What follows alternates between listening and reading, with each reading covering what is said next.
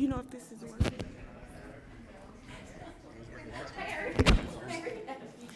Good evening, everyone. I would like to go ahead and call this meeting to order. Thank you to those attending in person tonight and those staying engaged by watching our recording at a later time.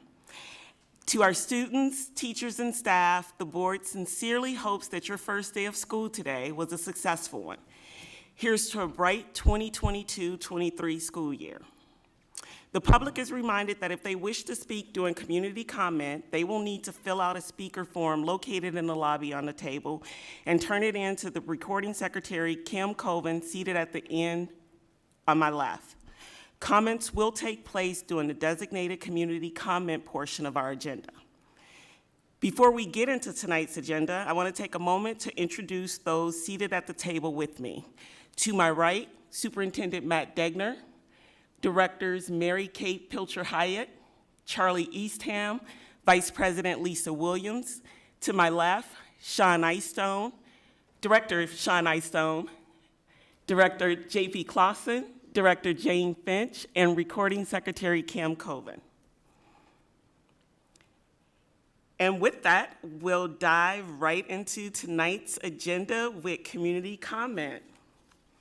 Speakers are reminded that they will be given 4 minutes to speak before I reclaim the floor. Time will be displayed on the bottom of the screen to my left. And our first speaker tonight is Paul Russler.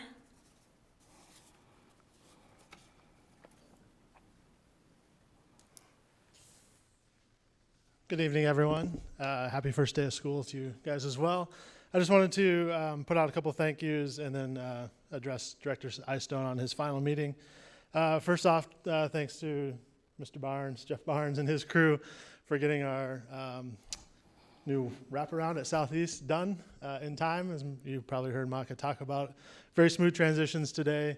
They're both before and after school, which is, as the person who has to stand outside with the signs, it was very helpful that I didn't get yelled at today.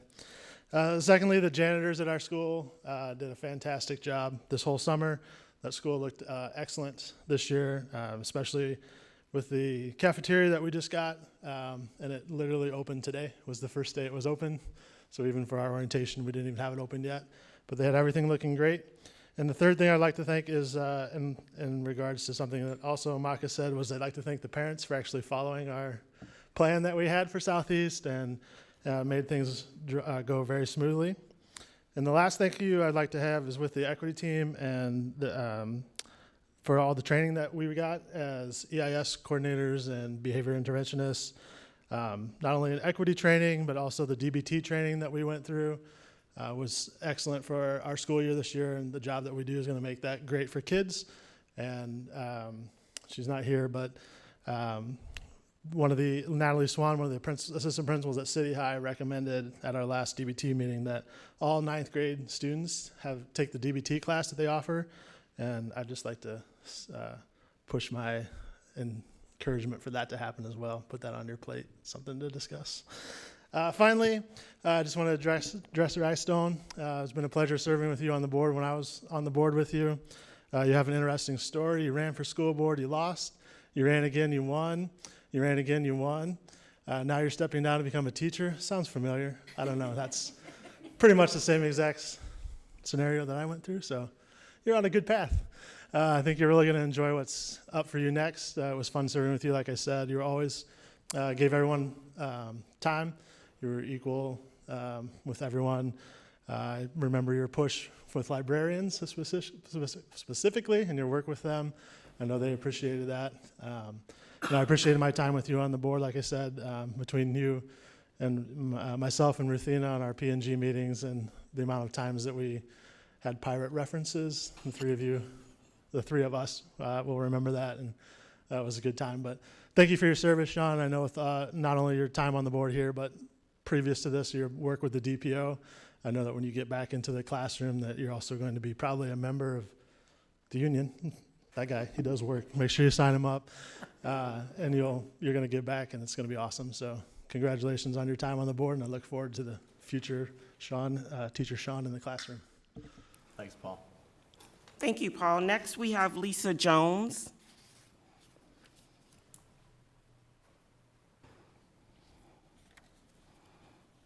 Hi, everyone.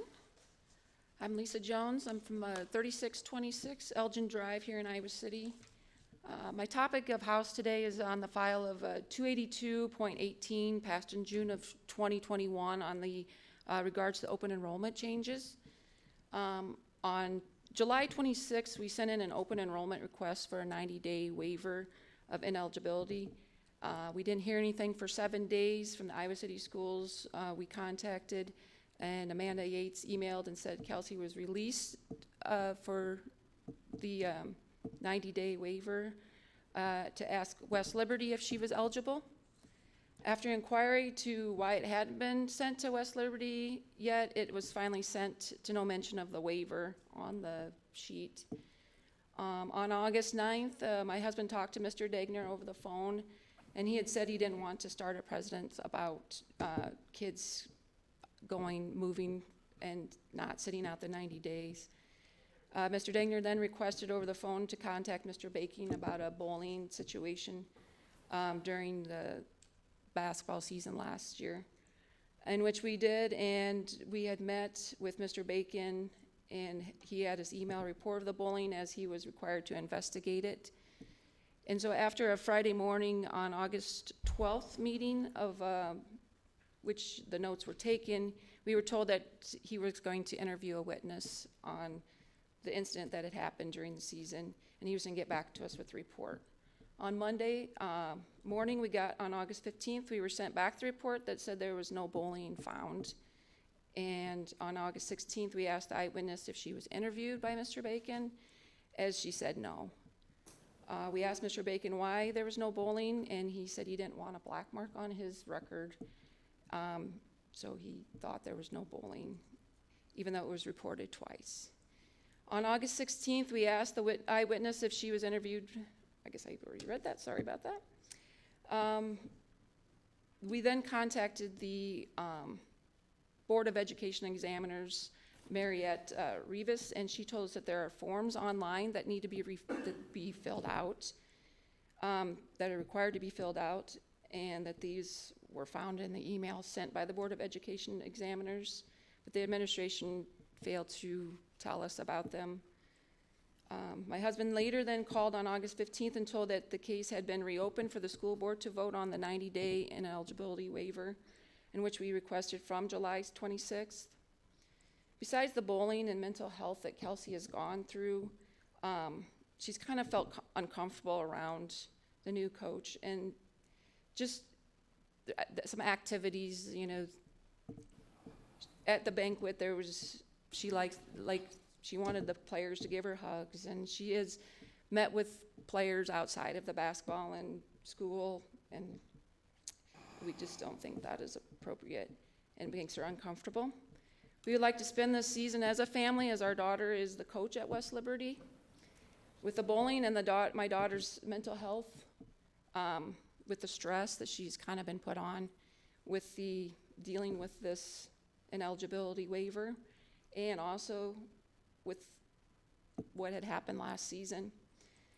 The reason I'm here is to do what is right by Kelsey, the student. She's in the National Honor Society. She's never been in trouble. She's followed all the rules. She's been a great example of how a good citizen should be, respectful of the teachers, coaches.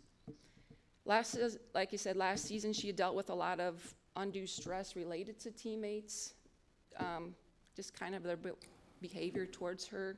And then again, there was an incident which a teammate had. Thank you, Ms. Jones. Your time is up. Thank you. Next speaker will be Kelsey Jones.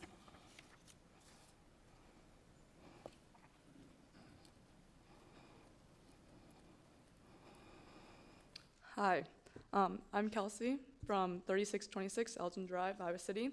My topic is the House File 282.18, passed in June of 2021 in regards of the open enrollment changes.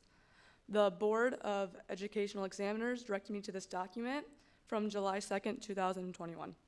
The state's new subparagraph 10, a student enrollment under section 282.18. Both the sending and receiving school boards agreed that the student is immediately eligible for a varsity athletic competition at the receiving school. I also got information from the Iowa Girls Athletic Union that verifies this in a file from June 16th, 2021, and question of number 23.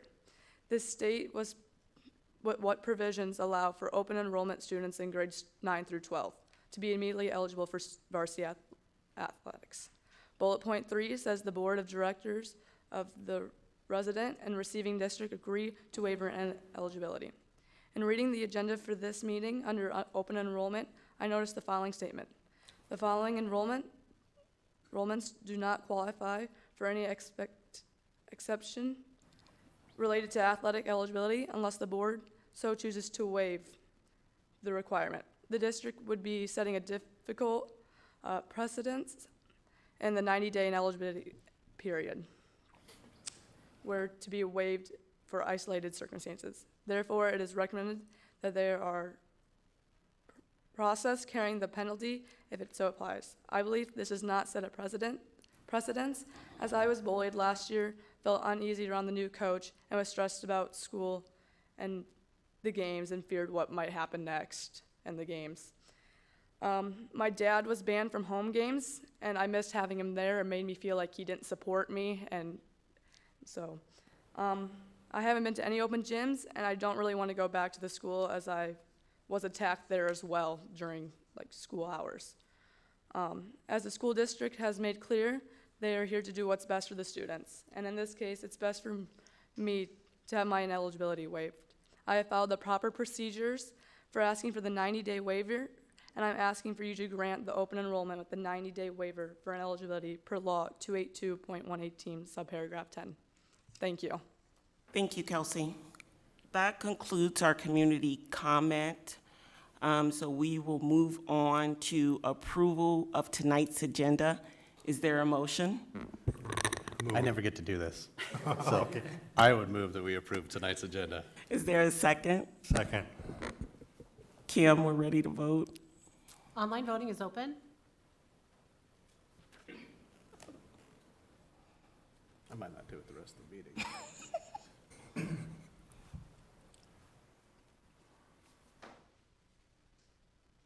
All votes have been cast and the motion carries with all directors voting in favor. Okay, before we get to the consent agenda, were there any questions from those who reviewed the bills for this meeting? All right. Are there any items directors wish to have removed from the consent agenda? Before you go, I did have a question and it got answered by admin. Okay, seeing none, is there a motion to approve the consent agenda? So moved. Second. Kim, we're ready to vote. Online voting is open.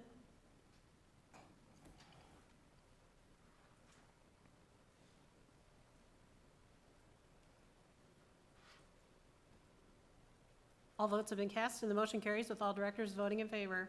Thank you, Kim. Next, we have a few public hearings. The first one is the West High Secured Vestibule, and I'll turn it over to Vice President Williams. Now is the time and place for the public hearing on the proposed plans and specifications for the West High Secured Vestibule project. The Board of Directors set the date for this public hearing on August 9th, 2022.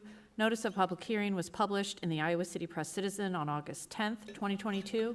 The district will receive bids on this project at 2 p.m. September 1st, 2022 at the Facilities Management Conference Center, 1137 South Riverside Drive, Iowa City, Iowa. Notice to contractors was published as required by law in multiple statewide plan rooms and on the Iowa City Community School District website on August 10th, 2022. Are there any questions from the board? Seeing no questions, are there any questions from the public? Okay. With that, we'll close that public hearing and move on to the City High Rooftop public hearing. Now is the time and place for the public hearing on the proposed plans and specifications for the City High Rooftop Screen Wall Project. The Board of Directors set the date for this public hearing on August 9th, 2022. Notice of public hearing was published in the Iowa City Press Citizen on August 10th, 2022. The district will receive bids on this project at 10 a.m. September 1st, 2022 at the Facilities Management Conference Center, 1137 South Riverside Drive, Iowa City, Iowa. Notice to contractors was published as required by law in multiple statewide plan rooms and on the Iowa City Community School District website on August 10th, 2022. Are there any questions from the board?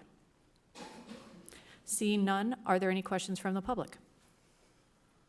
And we'll close that public hearing and move on to our last one for Garner Elementary.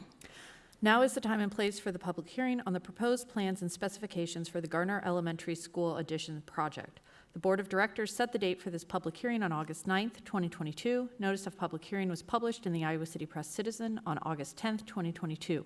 The district will receive bids on this project at 2 p.m. August 31st, 2022 at the Facilities Management Conference Center, 1137 South Riverside Drive, Iowa City, Iowa. Notice to contractors was published as required by law in multiple statewide plan rooms and on the Iowa City Community School District website on August 10th, 2022. Are there any questions from the board? Seeing none, are there any questions from the public? And we'll close that public hearing. Thank you, Vice President Williams. We'll move on to our presentation of the night, Chapter 103 updates.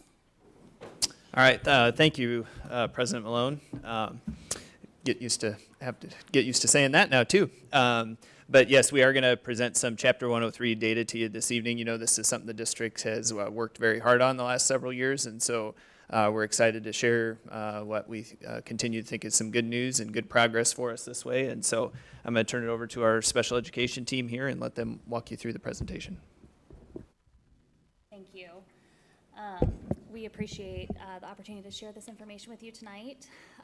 And I've asked Deb to also support me in talking through this information. And before we jump in, we just want to emphasize what Mr. Digner shared, that our school teams, our paraeducators, our administrators, our teachers, our systems, and all of our supports have worked so hard to get where we are. And while we recognize there's always more work to do, we really want to just pause and reinforce the efforts that have been put in place by all of our teams to meet the needs of our students. So with that being said, we're just going to jump right in.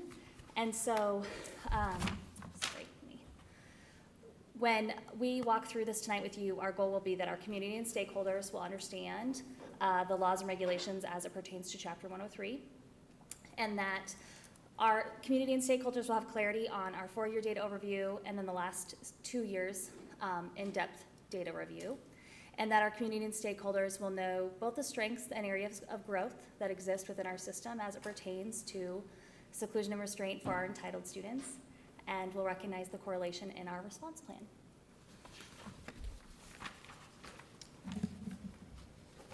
We start tonight by looking at Code 281, Chapter 103. This provided schools with definitions and policies related to the application and limitations of physical contact with students, continuing to note the prohibition of corporal punishment, and provided protocols for physical restraint and seclusion, as well as parameters for using seclusion and restraint.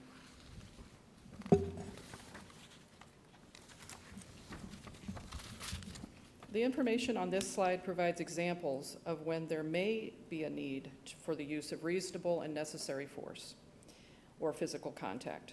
This is coupled with the information on the next slides, which will define and describe the definitions and parameters for consideration of use to maintain safety in our school environments.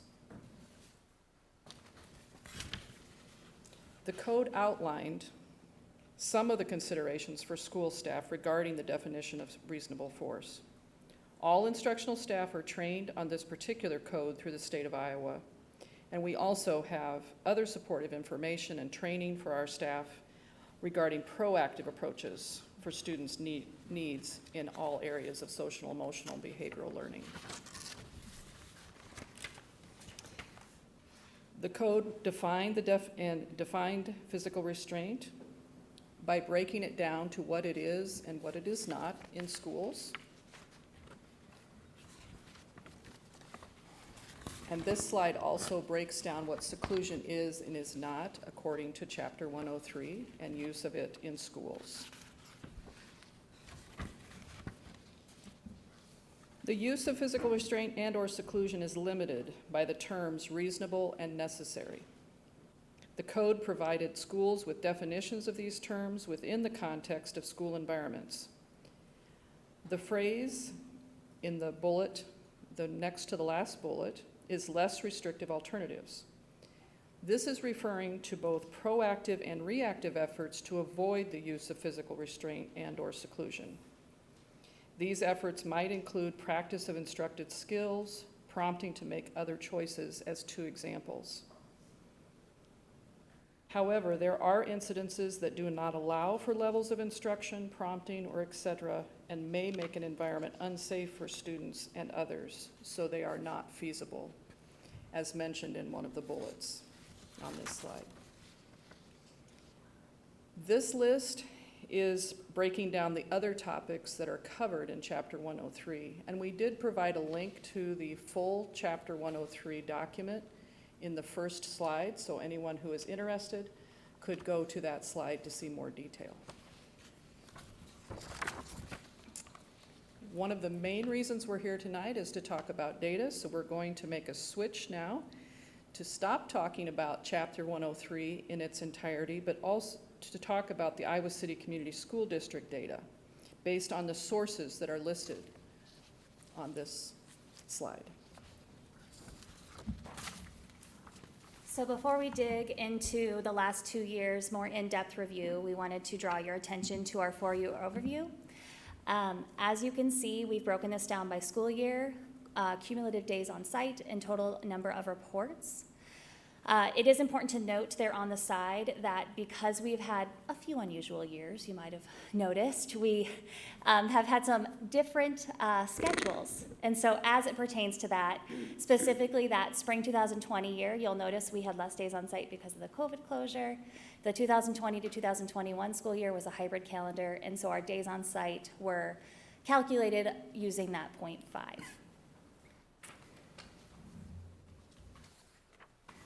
So digging into a more in-depth view, the 2021-22 school year, you can see the overview of our seclusion and restraint numbers here.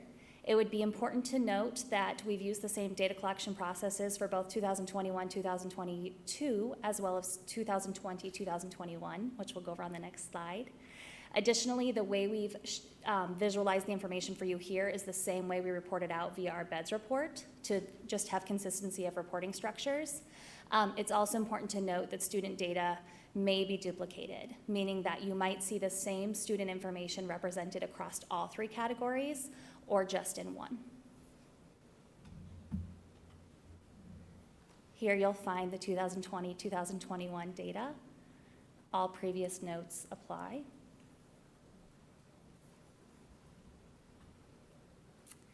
And here, for those that are visually, like to see information more visually, here's another representation of our data over 4 years.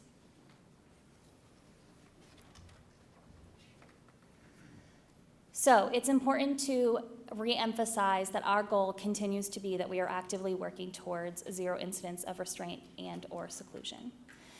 The way we are targeting this is through the continued development, refinement, and support of our systems in aligning our professional learning opportunities, bringing in additional instructional strategies, as well as bringing in our people, the people who support the learning and work, to work within our system and better enhance both our universal Tier 2 and Tier 3 practices, which we know benefits our students who then need those tippy-top services. So what we have found is the strengths within our system. There are many. We have PBIS throughout our whole system. We have a robust SCBH framework along as a district, but then within our special education services and support, we have a special education SCBH team that is also structured to meet these needs. We've continued to offer additional trainings and support and bring that learning around trauma-informed practices, restorative practices, and looking at how to better understand our neurodiverse population so we can meet their needs and be proactive in our supports. We know that while we have strengths, we also have areas of growth, and we hope to continue to meet those needs that we see through doing our learning as a team to best determine where might be opportunities to bring additional professional learning into our system, to emphasize those proactive universal and tier 2 supports to meet the needs of our students, and to continue to work effectively and efficiently across our systems, recognizing that the work we're doing throughout our system around equity and creating an inclusive school setting is good for all of our students. And you will see some of the things we have taken into account based on this information and planning for this year. So we've enhanced our district, our special education district SEBH team. We have 4 SEBH lead support teachers that not only support our complex student cases, but also continue to support learning and instruction in building our building systems and processes. And then we now have 5 special education social workers and actually have an opening. If you know anybody, send them our way. And are continuing to partner with our buildings to support their needs. And then we're continuing to look for opportunities, like I said, to bring learning back to our buildings. So with members of our team accessing the mental health first aid learning, the BEST conference, the Midwest Mental Health Conference, and bringing forth relevant instruction to our system. We also are developing, in partnership with our learning supports team, a self-guided resource site tied to the 5 SEL competencies. Thank you. What questions might you have? So just a couple things I'd add before you ask the team some questions. If we would have taken this chart back longer than 4 years, you would have seen even more of a drastic drop. And I think some of you guys are familiar with that data and understand that. We did only provide the 4 years, but that number prior to that 700 year, somebody correct me if I'm wrong, but I think it's closer to 1,500 incidents. And so we've really seen a drastic drop, and Ashley did a nice job there of reiterating the goal is always 0, and as we've talked about before, 0 on the case level, because it's really drilled down to the individual student about where these concerns, and when they talk about the plans and what the lead support teachers do, it's really drilling it down to that isolated student experience and making sure that, you know, we are serving them in the best way possible to get to 0 with every child. So the team did a nice job of walking it through there, and they'd be happy to field your questions. Ashley and Matt, I just want to preface what I would like to talk about by saying that this is a great report. You've done a great job. The predecessors have done a great job in trying to get us to where we want to be. So I'm not criticizing. I'm trying to engage in a conversation, no matter what it sounds like. Okay? I appreciate the heads up. Well, one of the things that I'm wondering about is the data wasn't disaggregated. Can we get that done in the future?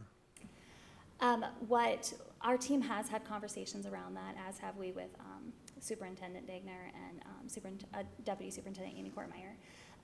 We are continuing to work with the Department of Ed to look at where we might be able to disaggregate information, but make sure that it's not identifiable by student information. And those, that like N rate is set by the Department of Ed. And right now, because we're lucky enough to have such low numbers, it's not possible to disaggregate by the building in any way without the concern of it being identifiable. We are looking at, is there any other way we can represent it as a district whole?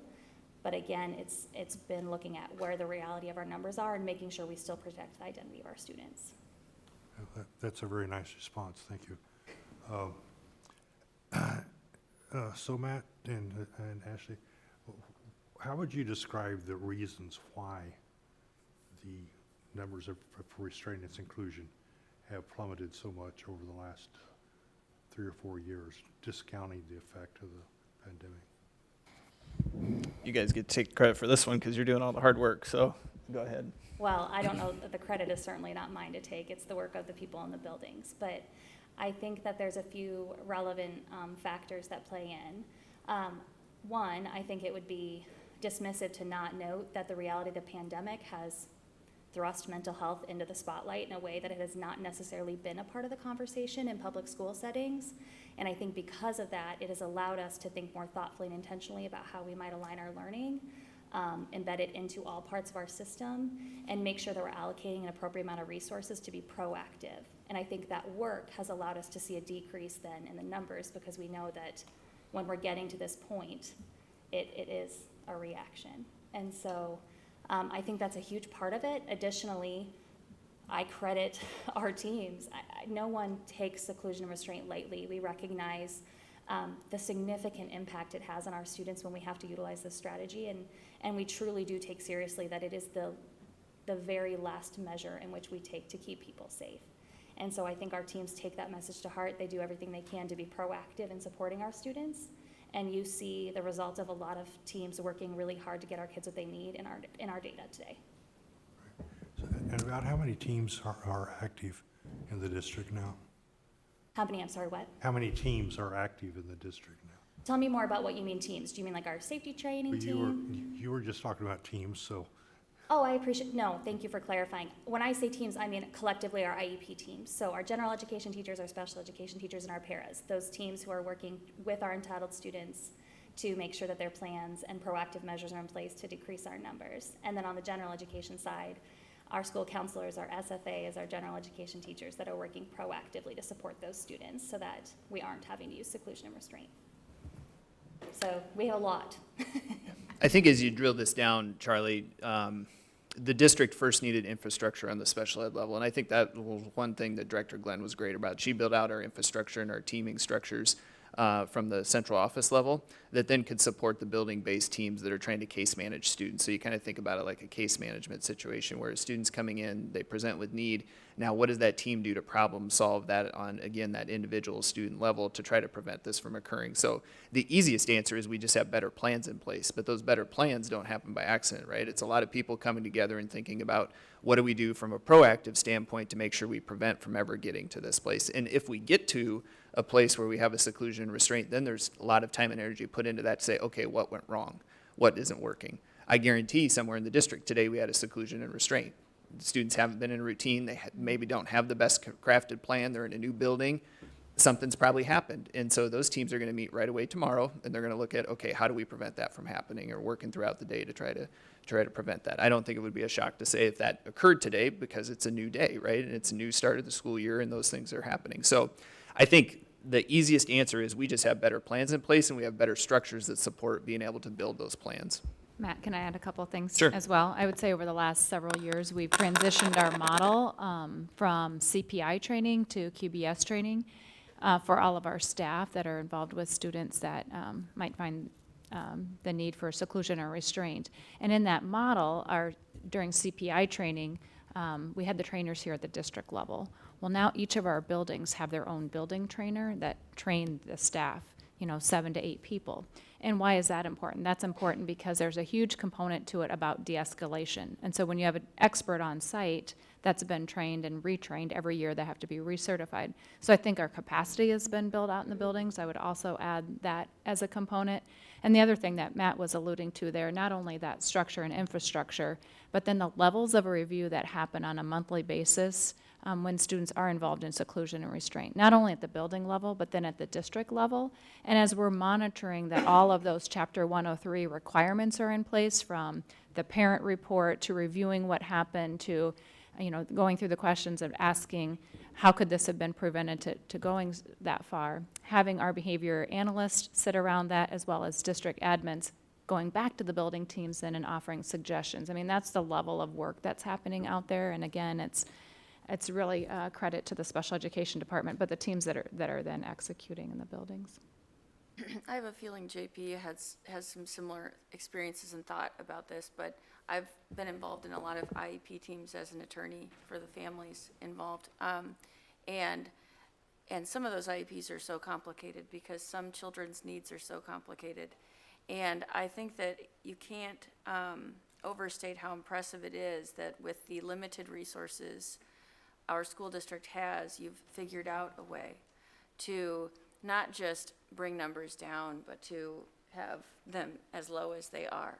And I would say that it's okay to expect some changes in that. What you're doing right now is kind of, it's pretty unbelievable. It's so impressive that I wouldn't expect it to always stay that low. I think that when you say, what went wrong if something like that happened today, I just want to say that sometimes nothing goes wrong. It's just a really tough situation. And I can't believe what you guys have put together with these teams because, and you just explained it too, the complexity of it. It's very impressive how you have mitigated this situation. Thanks, Micah. I don't want to repeat what you said, but, just because this was such a big issue when, when a lot of us first ran, I mean, this was like a central issue. And so the work is great because back then it was happening a lot more and it was messy. Our reporting was messy. People were filling out little slips. There was no good way to track it. There was no reporting requirement. And so I think this is a great example of public advocacy and people getting engaged, and then the system. And this isn't like, an Iowa City issue. This was a statewide issue. So in the state, right, the state came together and said, we have no rules, we have no definitions, and we're going to get those. And that was a long process. It involved a lot of people, Disability Rights Iowa and the ACLU and the Board of Ed and the school administrator. Lots of groups came together.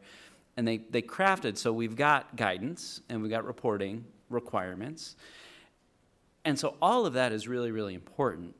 I think Matt mentioning how, really, and I remember not interviewing, but talking to Lisa when I got first elected, just meeting with admin.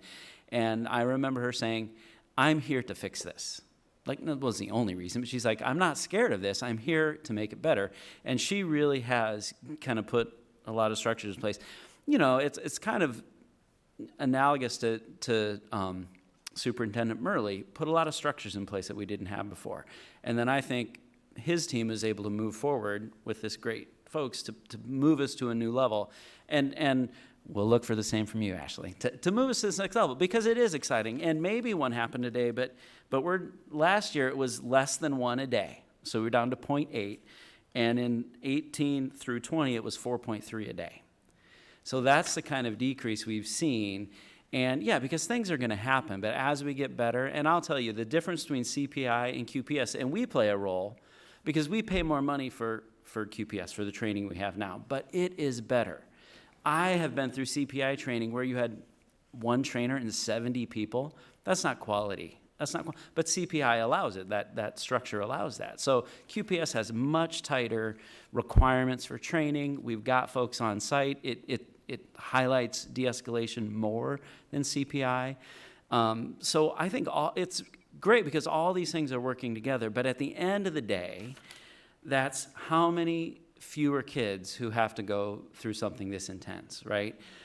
Because you're right, Micah. Sometimes it isn't that thing. It is what it is. And when you're in those safety situations, we want people to be able to handle that, even if they have to lay hands on, in a safe, trauma-informed way, so that even that experience doesn't have to be as bad as it can be when it's handled in a messy way. So what was happening before, I think the truth is we don't really know, but it was a lot, and we didn't have good ways to track data, and now we've got all that, so we're getting these really clean reports, and then we can ask these questions, and we actually know what we're talking about, and year to year we can compare apples to apples. So it's, really, when I think back to 2017, this is one of the most exciting things that's going to fly under a lot of people's radar. This isn't going to be a big shiny thing unless it's bad, right? Unless it's what we had before, and then everybody's like, "What are you going to do?" I noticed there's no community commenters on this tonight, right? So good, and I'm not saying it's not that we don't want the feedback. We do want the feedback, but I think that also speaks to we're doing a better job. And what I appreciate, and this is true whether we're talking about equity or we're talking about seclusion and restraint, I love to hear our goal is 0. We're going to get better at this. Yeah, we want to celebrate our successes. It's important to celebrate, and we're going to keep up the work. And now that we have good data and good training, we can do it, and we can track it. And then folks like us and the public can sort of understand. So it's exciting. Yeah, obviously, this is something I get really excited about. This is the world, I live in when we're talking about behavior and working with that. So it's just exciting to see the district and really how far we've come. The numbers tell a story, but behind that are kids who are having a better experience, and that's what we're all here for. So thank you. I would echo, congrats, this is great data, great report, and it's not a fluke. It's because of the really hard work that everyone's doing. I did just want to circle back to Director Eastham's point about disaggregated data. Anytime, and I understand it's a great problem to have that we can't disaggregate at the building level because we don't have enough cases, yay. But any type of disaggregation that we can get, I think once we saw a slide that had the grades of when we were using seclusion and restraint, I think that's just really helpful for us to contextualize what these cases are, especially moving forward. You know, I'm interested, are we seeing most of these at our secondary level? And then when we look at our data in 2 years, do we see that the secondary has dropped off, but now we're seeing more at our elementary schools? You know, so if the number remains static, but there's a lot of things going behind the scene, any type of disaggregation helps us understand and interpret that data better. So anything you guys can do, we appreciate. Yeah, I just want to commend the reporting. It's great to see that our numbers are dropping and that our goal is 0. I do believe with the changes that we have seen dating back from, as Director Clausen mentioned, 2017 to now, we've, as a district, have made great strides. I just had one question. Are we using any of those rooms from 2017? I know they were decommissioned, but I just want to go on record as saying that all of them have been decommissioned. And I'm talking about the plywood box looked like it was terrible. That is correct, yes. Okay. We are no longer using any of those rooms. The horrible picture you see every once in a while popping up on your social media feed, those are not in our district. We no longer, and there is a very stringent vetting process that both Deputy Superintendent Amy Kortmeyer, Superintendent Matt Dagner, Jeff from our facilities team, we have a stringent criteria we look at when we're determining a seclusion space, and it is, it goes through that vetting process. And Great, thank you. Are there any more questions from the board? I just wanted to say that this is very impressive. I think not only did you sustain the numbers from last year, but you improved upon them. And I think, I'm not sure how many people expected that. I think a lot of us thought last year might have been a fluke. But to see them sustained and improved upon is so heartening to see. And I just want to thank everyone on the ground, the teachers, the paras, the administrators, the restorative justice team, mental health, and including the parent advocates. I think everyone is responsible for this success, and it just shows what our district can do when we put our mind to it. So I love to see it. I also like to echo Charlie's and Lisa's call for disaggregated data when we can see it. So thank you. Thank you so much. Next, we'll move on to health and safety, and is it you, Superintendent? Yes. Okay. So we have 2 items here, health and safety and first day of school update. So I'm going to start with first day of school update. So we had a great first day of school. We welcomed back staff last week and had our district kickoff where we did a full day of learning on high reliability schools and teacher teaming. And then the second day, which was our traditional district welcome back, included Speaker Brandon Fleming, which you guys had approved the contract for, that we had a chance to hear at the school board convention. And I think the tie I would make to just even the presentation we heard there is Brandon's personal story is really about, you know, how a teacher can change the life of somebody and set them on a new course and a new direction just by taking the time to know their story and understand them and build that personal connection. And I think we all get that on the heart level and on the relationship and connection level.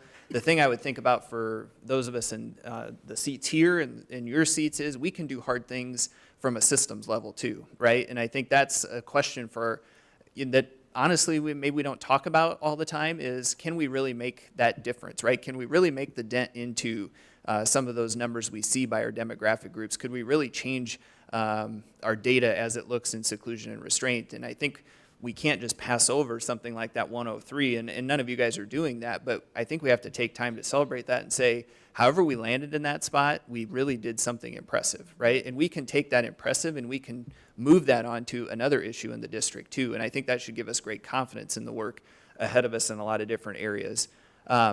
Circling back to Brandon's message, though, like I said, was really about that personal story about how teachers can and do make a difference every day and trying to step into that purpose and make sure they do that. And I would just say from the energy and excitement we saw in the buildings today, people are really embracing that. And I think that, you know, having a normal start to the school year without some of the COVID stuff hanging over their head in the same way as it has the last 2 years, I think people have really embraced that, and the excitement was palpable. And the folks on the tables out here had a chance to be out in school buildings today. We were all talking about the different number of buildings we hit. I made time to make sure I saw each of our new principals today and them in action, and just a lot of positive energy and a lot of positive spirit, which goes right to what we've talked about with our high reliability schools work and that focus on culture, establishing that solid, positive culture, safe, supportive culture on day one. And we really feel like we've got off to a dynamic start with that, and that people are really craving that inspiration and motivation that their building leaders are providing them, that we're trying to provide them on the district level. We could talk about things from how the car lines went. Some of you guys talked about that. Morning meetings, PBIS routines that were being taught.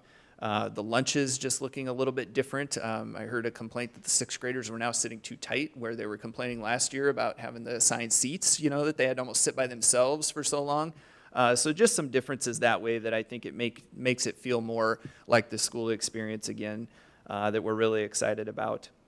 We want to give a big thank you to our administrators, our teachers, our physical plant staff, our nutrition staff, our bus drivers, our technology staff, everybody that helped us get to the point today. Paul did a nice job of talking through that with some of the different crews that really work hard over the summer to get us to the point where we're at today. But really, it takes a total team effort. We know that. It's no one individual. It's everybody working together. And that's the great part about culture. We all have a chance to impact it, and we all have a responsibility to impact it in a positive way. And I think we saw some good benefits of that today. Our team talked about it's easy to have that positive culture day one. What we need to do is, are we still there in November? Are we still there in February, right? And trying to identify ways we can continue to bring that to our school buildings and rejuvenate them when needed. So a great first day all around that way. A lot of positives that we were able to see in person today. Questions on anything about the first day of school before I just make a hard transition to health and safety? Health and safety wise, you saw our communication go out to district families talking about some of the reviewed and refined COVID protocols. We know that there's increased access to vaccine and boosters, improved treatment options at-home testing has improved. So there's a lot more options for us to be able to deal with the virus at this point. Of course, we're still encouraging people to get vaccinated and to stay home when sick. The CDC is still recommending wearing a mask when indoors. We know that that's not a requirement we can have in place here in the district. But I think the biggest thing that we're trying to communicate to people is that continue to just stay home if you don't feel well, right? I mean, I think that's the part now that we really have to focus on and just try to continue to communicate out to folks. And so you saw our requirements, or excuse me, our guidance that went out. We also had a note in there about monkeypox. No specific concerns at this time. If we would have something like that occur, then of course we'd work with Johnson County Public Health, similar in a contact tracing effort to try to get information out and some more information to the public. Vaccines are really limited at this time and only available to those that have been directly identified as a close contact. So we're going to keep our eye on that, obviously, and along with COVID, we know we're still in a high transmission rate county as identified by the CDC. So we'll continue to communicate out anything that changes or bring you guys conversation and discussion when warranted, but that would really be our update for health and safety this evening. Great. Are there any questions for Superintendent Degner? Okay, then we'll transition to the next discussion item, which is the November 8th board meeting and election day. Yeah, so I'll keep chatting at you here, but you guys will have to kind of chew on this one for a little bit. So November 8th is election day. It probably would not be wise, would be my recommendation to go ahead with the meeting that evening, even if we would try to move it off-site. We are a polling place, so doing it here would not be a feasible option. I also wouldn't recommend probably trying to do it off-site anywhere. The next question then becomes, that would leave us with the November 22nd meeting, which is the Tuesday night right before break. Probably not the most popular night in the world to have a late board meeting. So there could be a couple of things you could do. You could move the one meeting to a different date. You could do two different meetings and reschedule potentially to the 15th and the 29th and just move the Tuesdays that we do board meetings that month of November. And that would allow us to still do two meetings.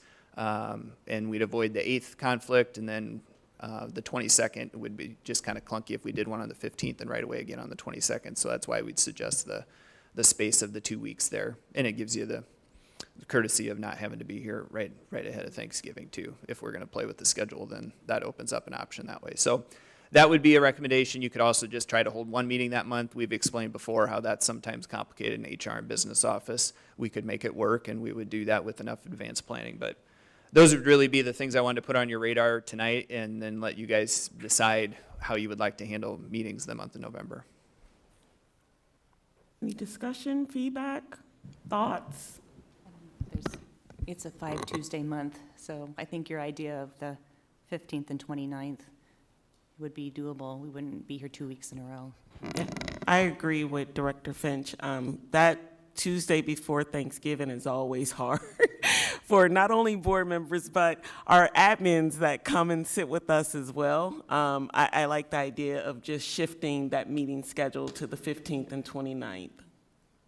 Yeah, I think that'd work very well. So I see a lot of head nods. Well, we need to vote on Have any strong preference? that. I think Kim, the thing, I didn't talk to you about this beforehand, but since we do approve that calendar at the organizational meeting, and we're going to make an adjustment to that with the board meeting dates, do we need a motion to? We probably should bring a calendar back and approve it at maybe the next meeting. Okay. Okay. We'll do that. We'll bring an adjusted board calendar with the reflected dates, and then have you guys approve it at the next one. Sounds great. Thank you. And that takes us to our action item for the evening, which is open enrollment. I don't know before the board discusses the item, if you want to have any opening remarks. Sure. So we did upload several attachments there. You see the standard open enrollment memo with a little bit extra commentary on there this time, as one of the community commenters discussed. You do have Iowa code sections highlighted in there that were relevant to the situation. And then also the DE guidance, and then some of our local board policy around those. Local board policy talks about the superintendent setting the rules for open enrollment, procedures around eligibility, and some of the any guidelines that would need to be followed. You'd heard me a couple months ago say that as we would see these ineligibility cases, that we would not be waiving that athletic ineligibility cause unless it fit within state code for a reason, right? If it was a bullying and harassment example, if it was a comprehensive, a school identified as comprehensive need and assistance through the state measures, those are a couple examples where, yes, then we would look at the situation and say that athletic ineligibility does not apply, or if family, moves, a residence issue, something to that effect. Those are all outlined there in code. So the recommendations you'll get from us on the open enrollment memo, you'll either see that they qualify for one of those or they don't. And then if they don't qualify for one listed in state code, or is directed to us through the guidance and rules from the state, then we'll be recommending that the ineligibility period does apply. And so that's what you have here this evening. You have 3 options that we've outlined there. One is you can take no additional action and just approve or process the requests as presented, because we can't necessarily say approve, because some of these on the door out, we just process, right? And the door in, we have to approve them in. So that's why you see the approve/process. So option 1, you could just approve them, and then the recommendation that we've provided would apply. Option 2 would be to go ahead and waive the ineligibility portion that's applied there. You would still approve and process the request, but you would actually then be taking action to waive the ineligibility. And option 3 is if you wanted to hear more about the case, since it does apply to student situations, FERPA, and student records, we would need a motion to go into closed session and then have that conversation with the family if there was additional information you wanted from them or from the admin team about this situation. So we would really be looking for a motion in one of those 3 areas, and then to go forward. Are there any questions or discussion or directors that want to make a motion at this time? So I want to make a motion, and I would move option 2. We've received 1 request to waive athletic ineligibility, and that's from Kelsey Jones. And so I would move that we approve and process as listed out, except we waive the ineligibility for Kelsey Jones. And if I can... No, we have to take a second before you can go into commentary. Is there a second? Second. Kim, there's a motion and a second. Can we discuss so we can have now? discuss. Okay.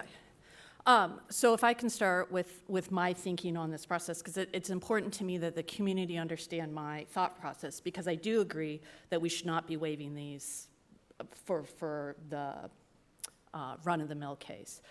And I also want to make clear, the first that I've heard about any bullying or harassment is what we heard during community comment. And my decision or my motion today is not based on anything that we heard at community comment today. I want the admin team to know that I have full faith in your ability to conduct bullying and harassment investigations, and I have no reason to doubt that it was not handled appropriately, and that's not where this at all is coming from. But before tonight, we received an email from Kelsey asking us to waive her ineligibility, where she spoke, or she didn't speak, she communicated to us that her sister was coaching at West Liberty. And to me, this is a really unique circumstance, and there are some factors that go into play here why I believe that this is a circumstance that falls outside of our general policy. And what strikes me as the unique factors that went into my decision-making process here is Courtney is Kelsey's sister. She's the head coach of the West Liberty girls basketball team. She was hired after an open competition process. She's a paid head coach. And so she's the coach of the basketball team. She's not a parent or sibling who got appointed as an assistant coach that's unpaid, that someone's just trying to put on the team to make it seem like there's a family connection there. And so I want the community to know, like, I'm not interested in waiving ineligibility in that type of circumstance. So much of this athletic stuff is about trying to maneuver through the system to get where you want to go, and those types of circumstances I'm not interested in granting. But because Courtney is the head coach, hired after competition, and she's paid, to me, there's no gaming of the system here. She's the coach. And what Kelsey communicated to us is she just wants to play for her sister. That's it. That's all she wants to do. She just wants to play for her sister, who's the coach, who's the head coach of the girls' basketball team. And I think that's a really unique, limited circumstance. And I can understand, and this is probably my bias coming into play, but one of the things that I've brought out of COVID is family is really important to me. And the opportunity to get to spend your senior year playing for your sister is really special. So I understand why you want to do it. And it's appealing to me that she would. I would also note that I think that us as a district recognize the importance of being around your family. In some of the policies that we've implemented, my kids are catchment area to Liberty High, but you know what? If they want to, they can go to City. And they can go to City because their dad teaches there.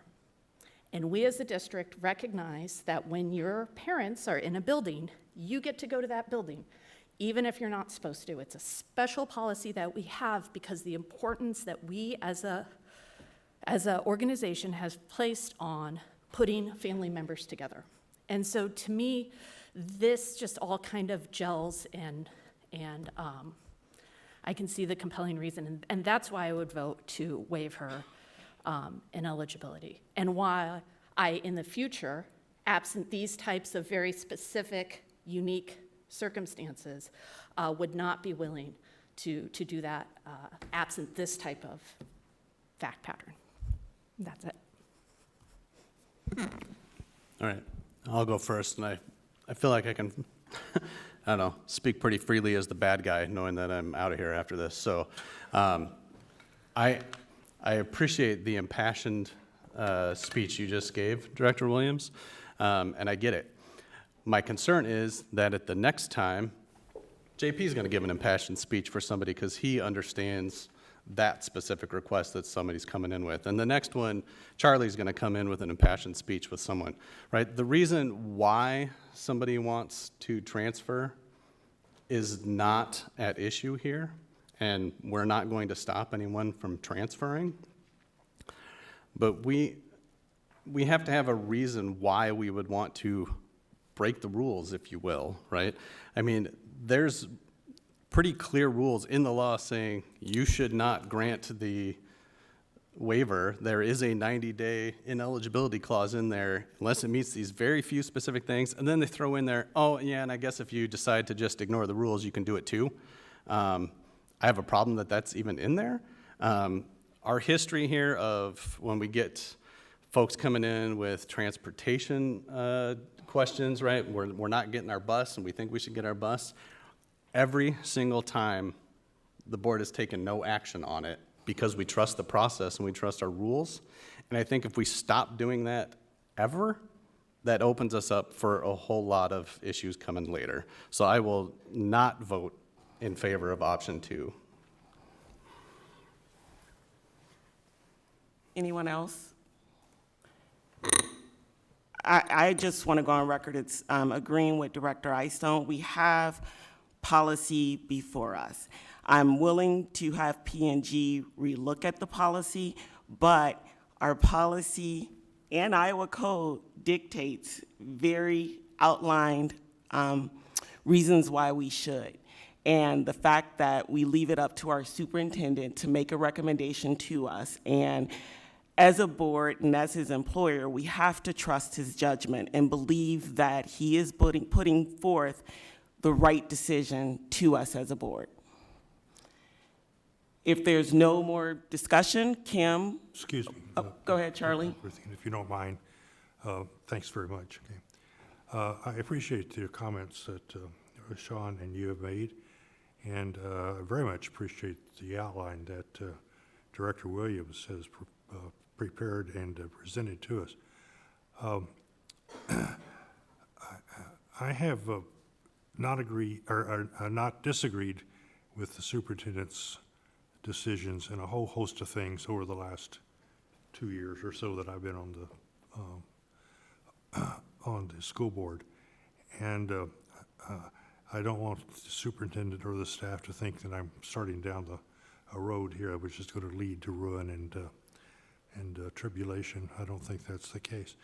To me, the legislation was written in such a way that it anticipates that school boards may want to take some discretionary action in specific instances, and they provide that as an option to us as school board members.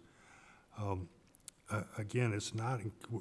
I'm not suggesting that I am criticizing the decision and the recommendation of the superintendent. I'm not at all doing that.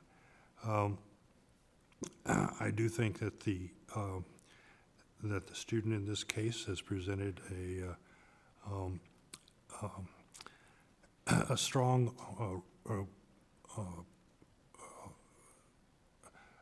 argument for her being able to go ahead and to transfer to another district and maintain her basketball eligibility upon transferring. I agree with Director Williams that this is a definably distinct or circumstance that will not lead me to propose waiving an ineligibility period for everyone who comes to us after this instance. I don't think that's the case. I do frankly feel that as a school board member, I have an obligation to look at the options the discretion that the state has provided to me, and be careful and thoughtful in applying that discretion. And I think in this case, granting an exception to the ineligibility period is a defensible and understandable decision in this particular case. So I will be supporting the motion made by Director Williams. Can I just ask some logistical questions? I don't know if, am I able to talk about this at the board table? Mm-hmm. So when would she become ineligible, or when would she become eligible, and when does girls basketball start? How many days are we talking about here? So it starts late fall, and then the ineligibility run through sometime in January would be about the 90th day of school. So it's school days? Yes, school days. Okay. I'm going to agree with Sean about the deference that the legislation gave a school board. I'm uncomfortable with the deference, and I'm familiar with the impetus of the deference. It undermines administration's decisions and processes. And You know, everyone in this room knows I ask questions, the administration, and I push back to an annoying level sometimes. But it's not me saying I'm right and you're wrong. The process is involved here. I've argued before the union for players. I've been involved in those cases. I've coached. I've been a player. I still don't think I'm as qualified as our administration is. They followed the rules, and I'm not going to undermine it, so I would not vote in favor of option 2.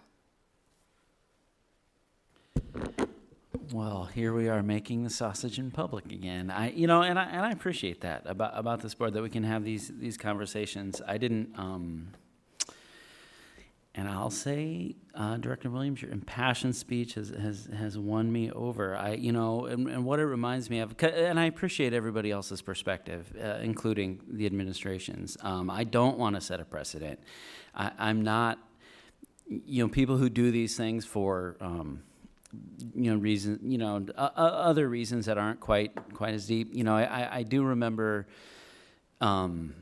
a vote where we made exceptions to our travel policy for a dance team. And a lot of that, I think, when it came down to for me, there is something about your senior year. And I appreciate your stance about family. I won't draw it out, but I'll be voting in favor of option 2. Okay, Kim, I think we're ready to vote. Online voting is open.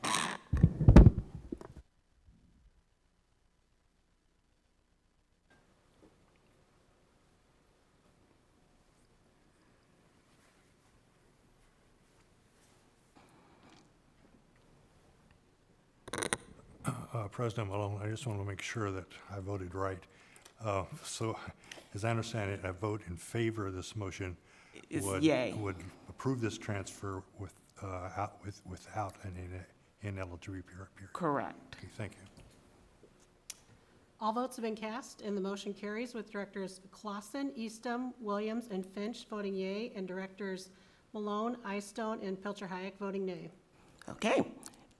Next, we'll move on to agenda setting. And the agenda for the September 13th meeting, that sounds so far away, but it's really not, is up.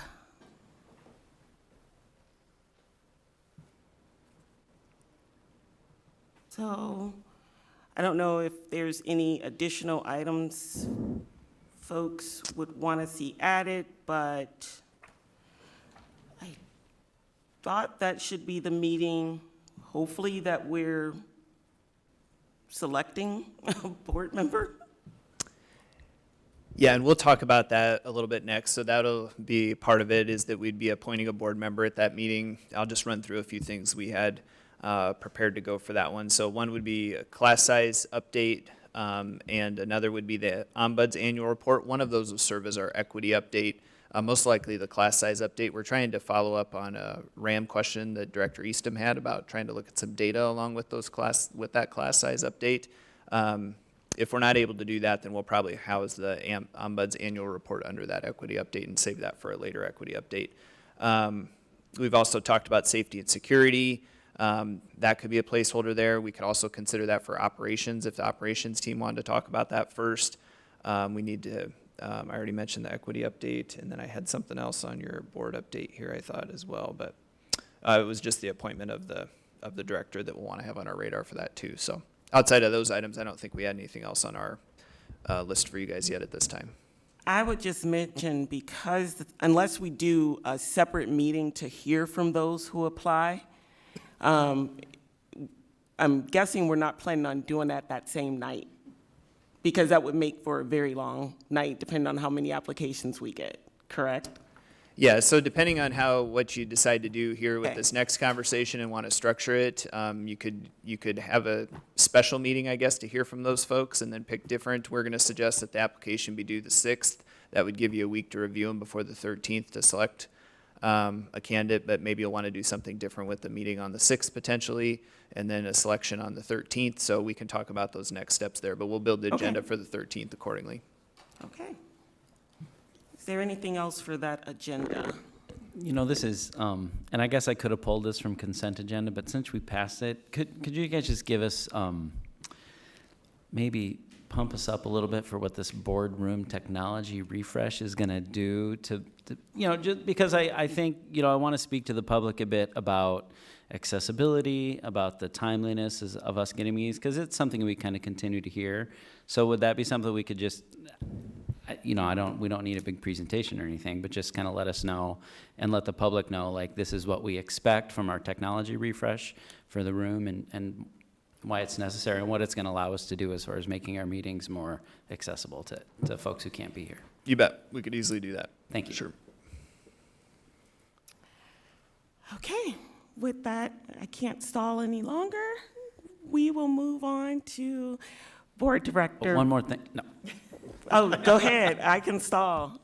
But no, Board Director resignation and recognition. It's the moment of the agenda that we all get to kindly roast Sean, since he's abandoning us a year and some months early.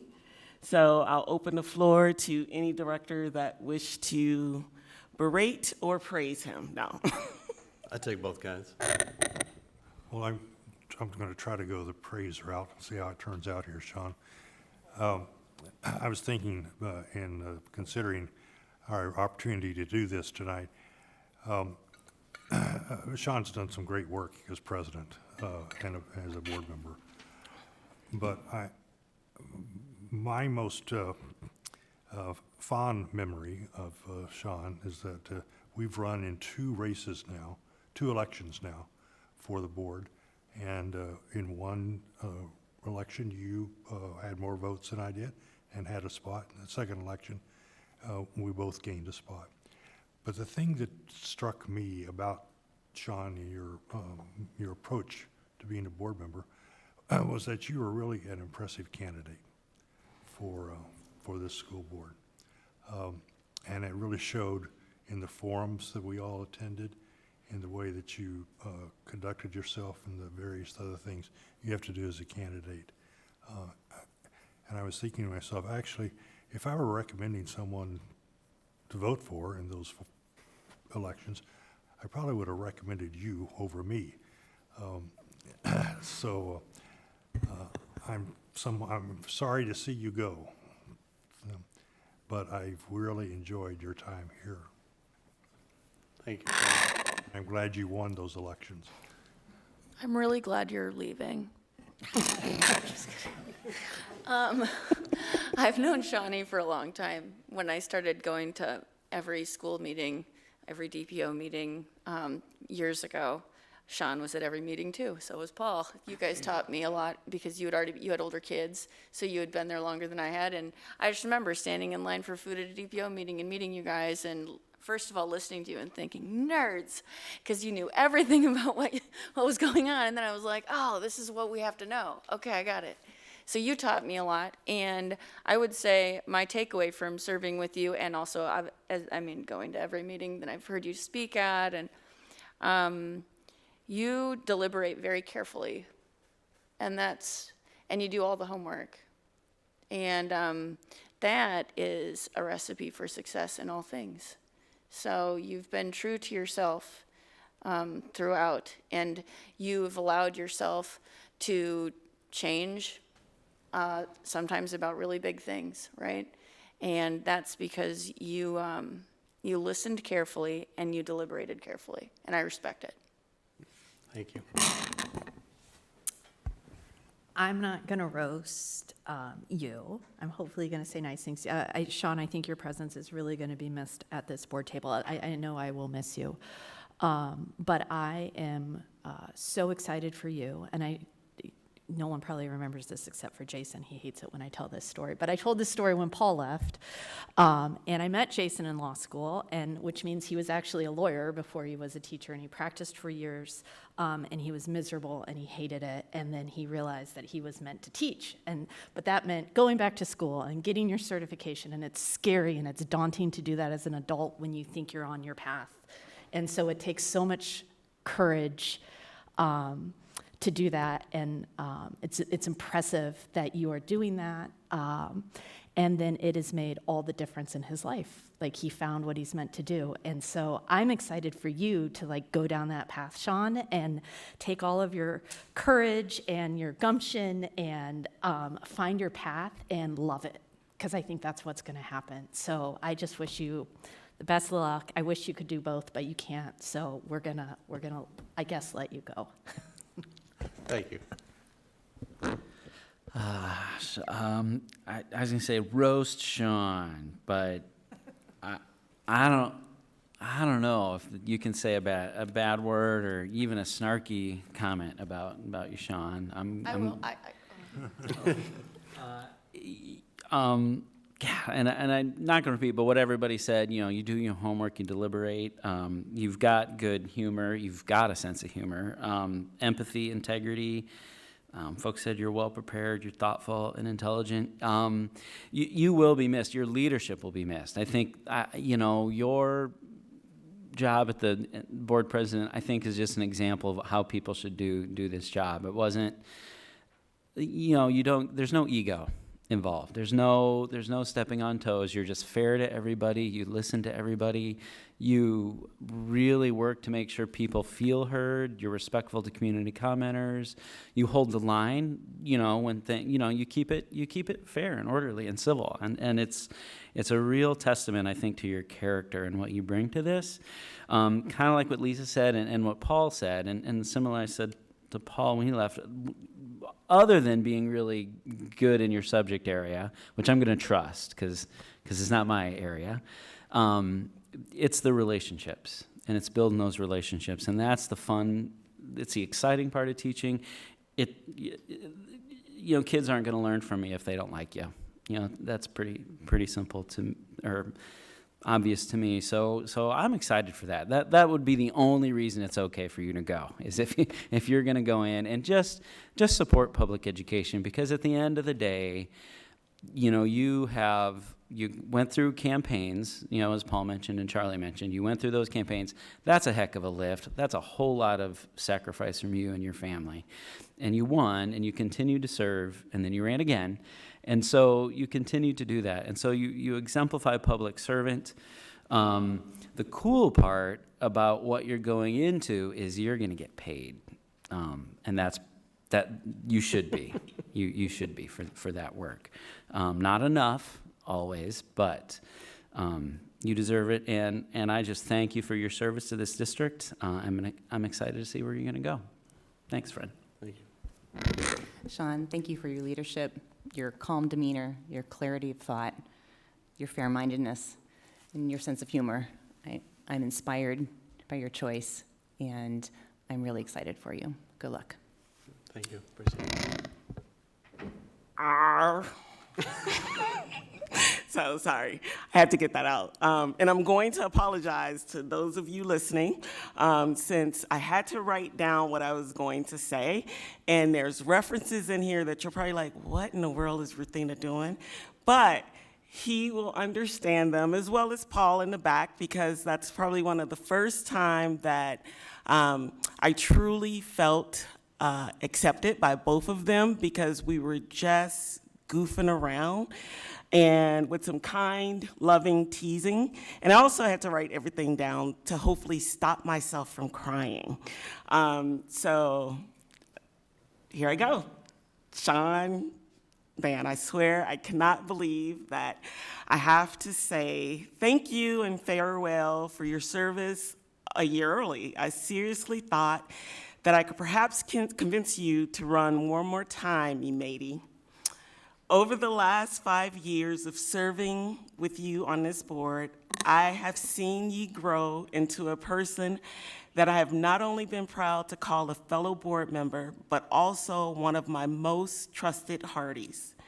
I know that back when we met in 2017, I probably didn't make the best impression with my bluntness, but it was authentic, and you responded in an equally authentic way that allowed us to not only grow a mutual respect for one another, but a meaningful relationship as shipmates, board members, and more importantly, as friends, or as my child refers to us, as SBBFFs forever. Of course, I say thank you for your service, your leadership, and your dedication to the ICCSD community. You have given so much of yourself to this district for the last 10 years while serving on DPO and then this board, and I do believe that we're in a better place than when you found us. Thank you for allowing me to be always myself with you, no matter how annoying this shipmate can be sometimes. Thank you for always telling me if I was wrong or had horrible taste in candy bars. Your honesty was always valued and respected. Thank you for being the voice of reason when I sometimes went off into Davy Jones' locker with my thoughts, but also thank you for sometimes joining me there, even for a brief moment. And now my computer doesn't want to go forward. Okay. Thank you for being willing to listen and learn, and for being willing to put yourself into uncomfortable conversations, because if you have said to me many times before, you're not a Black woman, so you're learning how things are different from that lens. I know that this is just a farewell to you as a fellow board member, because we developed a true swashbuckling friendship that can survive one of us walking a plank into a new adventure. Sean, I am immensely proud of you, of not only for the example that you have set from your service, but because of the type of man and friend you are, and because you are choosing to put your wants and desires first. I'm looking forward to our next lunch, but of course you can't pay for me because, guidelines. And I wish you well, UOC dog. I counted 8 pirate references there.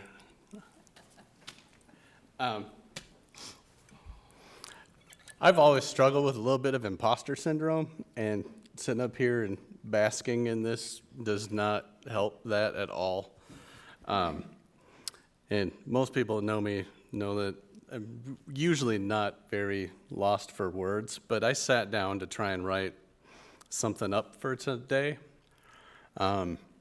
I just struggled to try and figure out how to put into words where I was coming from and the things I wanted to say. I didn't know if I wanted to try and be funny or touching.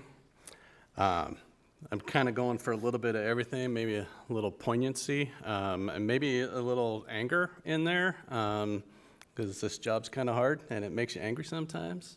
But much like Ruthina, I don't do well writing, well, I do fine just writing speeches, but I don't do well reading them. I feel like it's very disingenuous trying to just read words on a page. So I did have to scribble down some notes to make sure that I hit the highlights. A little bit of the history, a lot of folks talk about how long I've been kind of involved in the school stuff. I've kind of come full circle and things have aligned very well. I started doing my district-wide school stuff when I started with the DPO. It was the year that Steve Murley started as superintendent, right? And then I became president at the meeting that Matt took over as our superintendent. It's my last day on the board and it's the first day of school, and all these things are just kind of aligning. When I really started this many years ago, my youngest was starting kindergarten at a new school because they changed the boundaries on us when they opened up a new school, and I was angry about that as a parent, right, that I had to change schools, but we embraced it. We had a great principal there for a while. He's sitting out there. That kid's now just started his senior year in high school, so we've come a long way. And I ran in 2015 and failed, as was pointed out a couple of times. I think, life just has a way of giving you serendipity. Many of you know in 2016 I had a pretty major medical event and had a serious surgery and was out of commission for, a lot of 2016. I think I ended up having 4 surgeries that year. So it just wasn't my time to be on the board. But I kept going. I signed up again to be an officer at the DPO after finally getting through the 3 years of being an officer. I did it again because I was too dumb to say no, which is probably how I ended up in this seat. But that's where, you start to gain a lot of knowledge across our district, right? Of just going to all of the schools. Best thing ever about the DPO is going into each and every one of those schools and seeing, all the ways they're alike and all the ways that they're different. And both of those things are awesome, right? So that was great. But it really, it makes you connections, right? You meet people from across the district and you hear the different needs and everything. And I think that's what helped me be successful in running the second time. And I do feel bad that I beat Charlie. I didn't think that was possible, quite honestly. We were both running for a 2-year seat head to head. It was just the two of us. And, Charlie's kind of an Iowa City icon. And I knew of Charlie, not even from Iowa City, and I knew who he was. I watched him come to many board meetings and speak calmly. And, like I try to hold myself together, he would speak very calmly. I heard tales of him not talking calmly at times, and I've seen it every now and then where it comes out, and I appreciate that too. I think the big thing that happened that year, right, was the bond was on that ballot, and I think that was a big push for a lot of us to get elected. So I have to thank all of the folks that worked on the bond thing, because that probably pushed us all over the edge getting elected. That year was crazy. So the summer of 2017, every Saturday at Iowa City Farmers Market, JP was there, and I was there, and Ruthina was there, Charlie was there most of the time, Janet was there, and all of the candidates. We all sat there, and we talked to each other, right? You would wait for somebody, in the public to come up and ask you questions and talk to you and figure out what you meant. But most of the time, we were just kind of hanging out there, twiddling our thumbs, waiting for somebody to come talk to us. So we talked to each other, and we really got to know each other, right? So we got to know each other as people, as opposed to just this role, right? When you see these little tags up here, forget that there's people that sit behind these things. And I think that really started us off really well. Once we got elected, the four of us that kind of came on together had that bond already, right? We didn't have to make it up. So that was huge for me. I would tell you that first year that we were on the board, we were meeting weekly and talking about boundaries, and I don't remember people remember the topic of pairing sister schools at the elementary level, and we were going out and having conversations with different groups, kind of explaining that. That was terrible, quite honestly, doing that work. I mean, it was a lot of time, and it was a lot of, we'll just say feedback. But it was something we were all doing together. And that was the first time I really felt like we were, at least as a board, trying to move forward together. And if people had asked me after that first year if I was going to run again for the board, I would have said no way in hell, because it was that rough. It was so much time. The second year was so much better. We weren't meeting weekly, talking about terrible things like boundary changes and whatnot, which is probably why I was dumb enough to then run for a re-election in 2019. But that happened, and then the world ended shortly thereafter, which really kind of changed things up for all of us. I think, Charlie and Lisa getting elected in 2019 probably came with, all right, here's some stuff I'm going to get done on my time on the board, and 6 months later we were shutting down school, right? Nobody expected that. People have come and gone. Paul was up here with us, then he left, and we had went through this and appointed somebody to replace him. Ms. Dromey, she was awesome. I've served with 11 different board members, which is not really that huge of a number in 5 years, quite honestly, in Iowa City, because they were routinely changing over every couple of years for a while there. But as your next topic here is what you're going to do for next steps. I would assume you're going to want to appoint someone. I think that makes sense. It worked really well the last time. We got really lucky with that appointment. So I wish you all the best there. So I do have some notes for some prospective board members. One, Don't come walking in here with a single issue, right? That's not going to get you anywhere. And who knows, you'll get derailed anyway when you have a global pandemic that shuts us down for 2 years, and you won't do your one thing anyway. You know, when we say everybody up here at one point in time has said the words that we're here to serve all of our students, but I will tell you that that means different things to different people at different times. Because sometimes it means serving all of our students as like an entity, like the ICCSD, that's all of us, we're serving all of them, right? Sometimes it means we have to think about all of them as individuals and all of their individual needs, which is quite daunting, right? And sometimes, unfortunately, when we're sitting here up at the table, it means we're serving the majority, right? What's gonna do the best with the least amount of damage, right? So just know that when you come into this job, your mindset is you're doing it for the students, but what that means is going to be different and to you, to me, to anybody, and different at different times. The other thing I want to put out there, and this is something we learned early on, I think we had, maybe in our first year on the board, we had our implicit bias training. And the very first day, right, they laid out the ground rules, and the first thing they said was assume positive intent. I think that's a fair thing to remind all of us sitting up here, is to do that with each other as board members and with our administration, right? Nobody's up here trying to do something diabolical behind the scenes, right? We're all trying to do the best work we can to the best of our abilities. I told you I was never at a loss for words. I am really getting through this list, though. But my other kind of note to prospective board members, I just wrote, people are mean. They're more mean to the black woman on the board than the rest of us. That pisses me off. But they're mean. And COVID has made people even meaner. And I will tell you some of the stuff that has been said to us by email and phone messages and everything else, that's not for everybody. I was told when I first ran for the board that I was too nice to be a board member.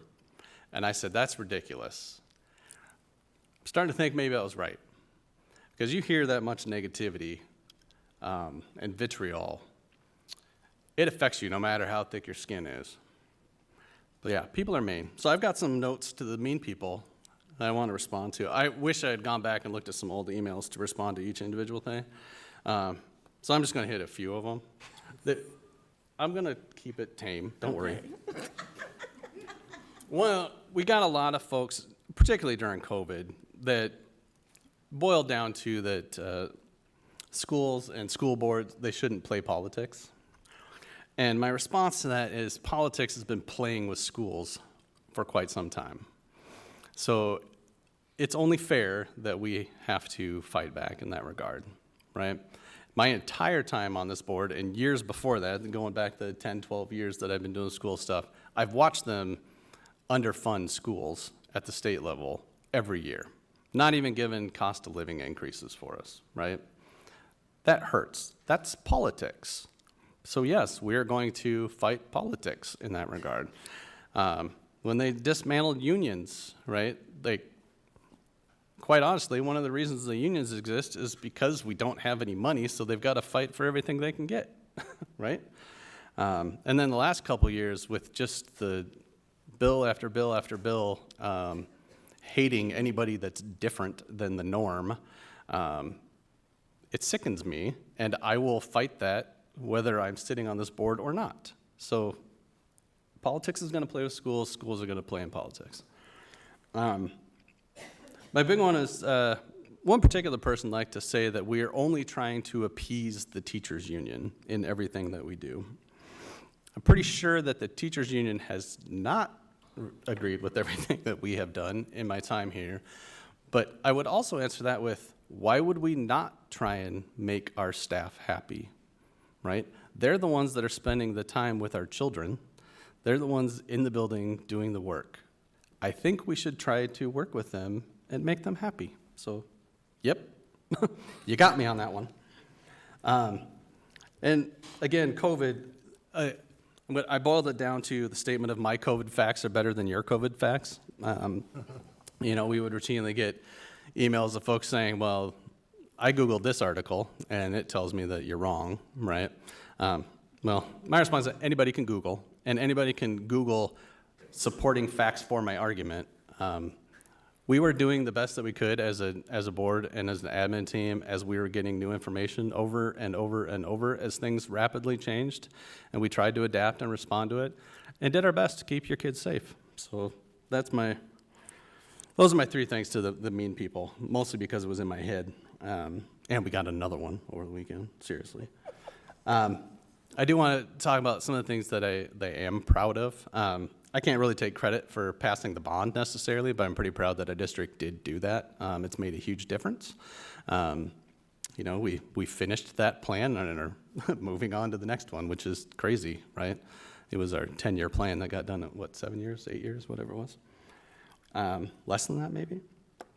For the longest time, I pushed Superintendent Murley several times that we should be moving to a middle school format, so I was very happy to see that happen.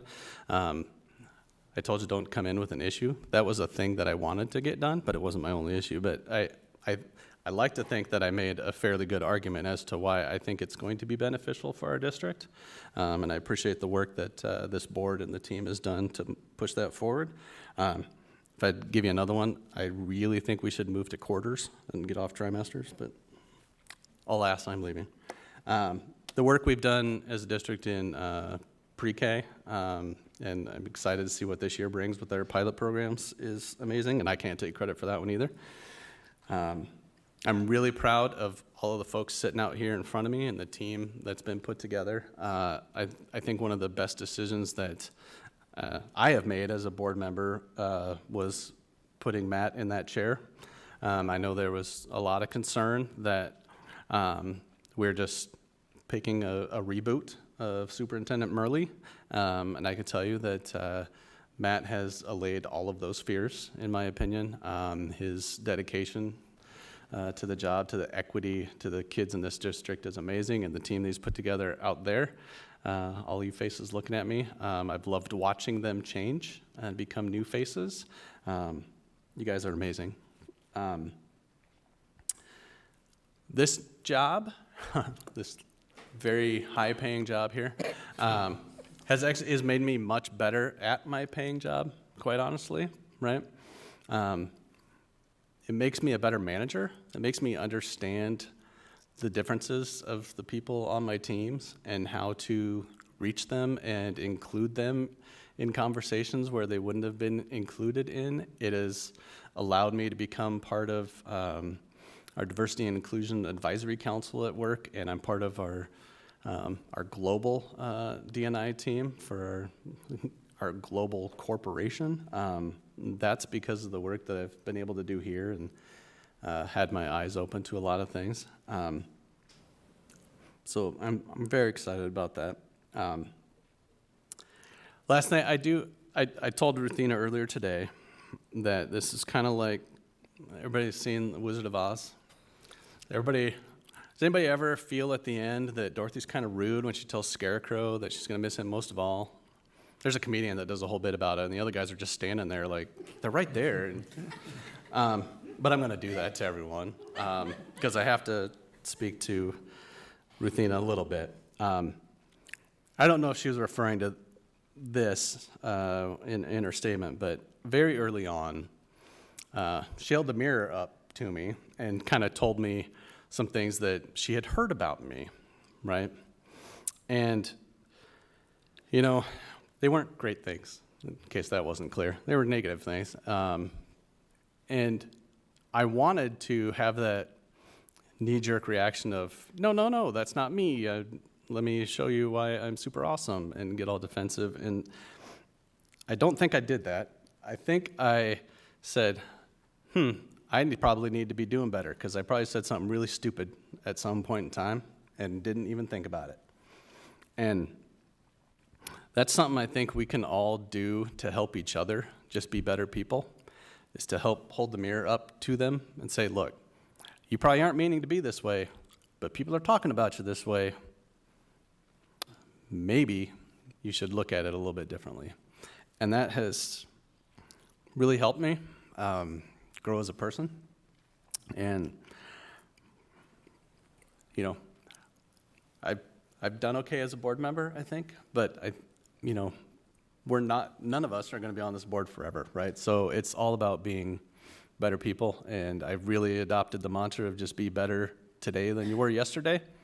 And I think Rutina's helped me do that. I think you've all helped me do that. So that's it. Thank you all.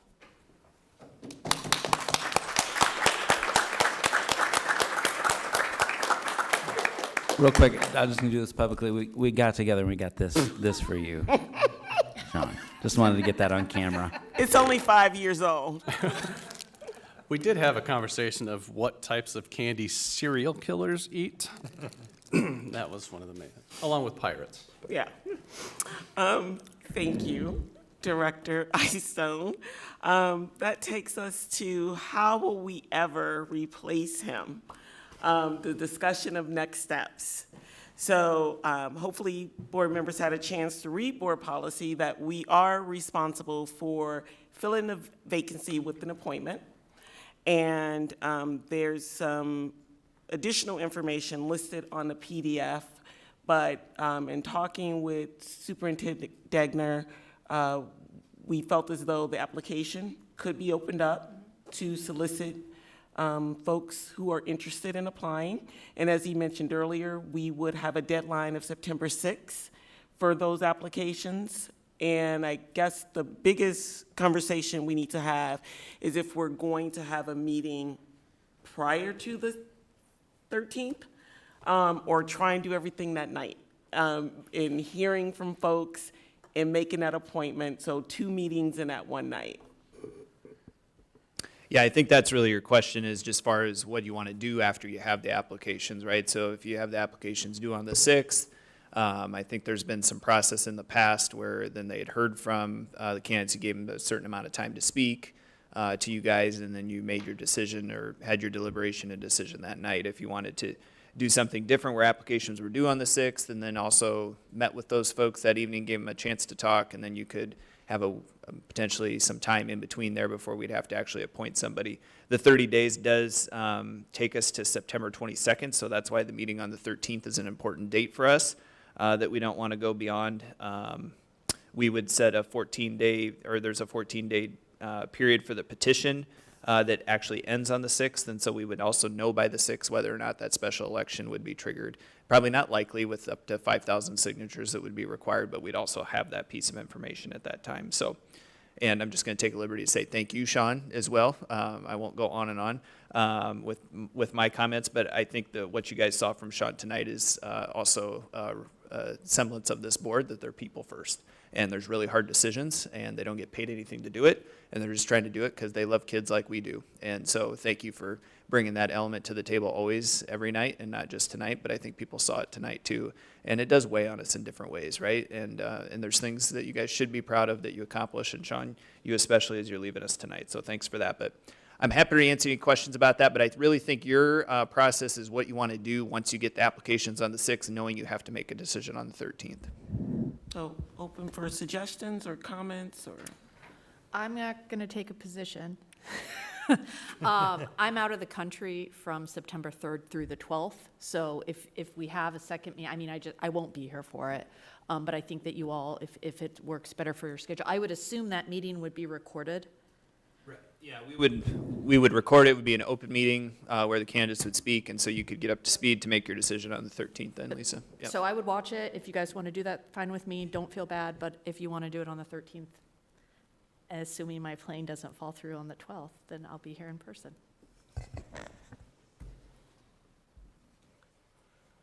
Any other? Recommend, Ruthina. Based on the last time we did an appointment, we allowed applicants to have 4 minutes of time to speak. It was online and it was kind of messy. So I imagine being in person, it wouldn't be as messy, but it can be a little bit time consuming. With that 4 minutes of them presenting, we could potentially do a meeting on the same day, start at 6 o'clock, meet with the folks, appoint them, close that meeting, and then go have our regular board meeting. That would be my suggestion. I don't know if anybody has any. You could even do it earlier, Ruthina, if you're suggesting the But same day, right? You then could there do we go. 4:30 or We could 5 start for at- that matter. If people can get here at 5, we can start at 5 with hearing from hearing from the applicants, making our decision, closing that meeting out, and knowing that we have to start our regular board meeting at 6 o'clock. And applications are due on the 6th? Yes. So, I don't feel comfortable doing an appointment on the same day applications are due, just to allow all board members ample time to perhaps meet with applicants or to allow applicants to meet with board members that they're interested in speaking with. That's the reason why I'm going back to September 13th, doing everything that day. I agree. I do think we want to make sure there's time, maybe if we can all get here at 5, just so there's no pressure, and then someone at the end doesn't get the time they're due. So I think that makes sense. yeah. Fine with that plan. Alternative, just so you consider, would be also, so you have them come and speak to you on the 6th, and you just hold off on your decision for a week, right? So if the applications were due, you could hear them out. If you're worried about that time crunch, that would be maybe the only reason to consider that, right? If you're worried about getting everybody in from 5 to 6. But if you're comfortable with that, I just wanted to throw that out there too, because I'm not sure if you guys caught that. But you could hear from them all, listen to them speak, and then still wait on your decision for the other week until the 13th. Does it depend on how many people want to go all the way through? I'm sorry, logistically, I'm just trying to think about it. You said you had 4. They were given 4 minutes to speak. excuse Not me. everyone, I should have clarified, not everyone took us up on that 4 minutes. Not everyone used that entire time. It was just an opportunity. They did their last pitch to sell themselves, and that part wasn't the messy part. We just didn't talk about trying to vote on who to select online was the messy part. Yeah, So it wasn't that always good as it president. was not. So the part of hearing from them, to me, went smooth. We didn't hear Okay. from all Yeah, I applicants. think I that was don't know fine. if Kim remembers how many we It had. was like 10 to 12. Right, but I think 4 of them did not speak. And they did not all, seriously, they did not use the entire 4 minutes. So my only concern is if you get 10 to 12 and they all want 4 minutes, then we don't have time. But you can make that call. I watched that online, but I don't remember. So how about if we do this? We could tentatively schedule September 6th to hear from them, as Superintendent Degner suggested, and meet again on the 13th to do the appointment before, because I'm assuming we have to do the appointment before our actual meeting starts, so they could be seated at the board table. I think that's right. Okay. And me? Or we could do it at the beginning of the board meeting, seat them, and then go right. Okay, and then, but Yeah, it could all to be make part of it the same clean, meeting. I would prefer if we did it before that meeting started, so we can vote, have them seated, then go into our regular meeting. Okay. It's fine. All right. And maybe ahead of time, I do think, it was messy, I think it turned out well, but I do think this ranked choice voting, if we go into that thinking ahead of time, it really allows for what happened last time, where we had all these different nominations, and it ended up, I know it felt clunky in the middle of it, because we hadn't talked about it, but if we can establish that ahead of time and say, hey, this is the process, I think that just helps us have a smoother decision that night. And I think we can have that conversation on the 6th to, Okay. I was wondering about that too. I thought the voting process we utilized at JP's recommendation and explanation was fair and helpful for that meeting, for that appointment. So I'd like to use it again. But I would also suggest that if we're going to use a different voting method, Yes. we should actually explain that so that the candidates are aware of it and the public is aware. we can do that on the 6th. I was going to say, so if we had 2 items, basically, it sounds like on the 6th, and then probably should just clarify with you what time you do want to start on the 6th, that we'll hear from the candidates, and then also clarify the process for selection, or the criteria for selection. We'll put an item like that. And since I won't be here on the 6th, I just want to say now, I'm a big fan of that rank order choice voting that we used before, Okay. so if we could do that again, I'm all in favor of that. Those who will be here on the 6th, would you all be available to start at 5? Yes. Okay. Matt, would that work for your schedule? Okay. Yep. All right. So that sounds like a plan. Thank you all. With that, and I move to, oh, I can't do that. Sorry, I'm so used to. Is there a motion to adjourn? So moved. Second, is there a second? Second. All right, all in favor? Aye. Let me think about it. Opposed?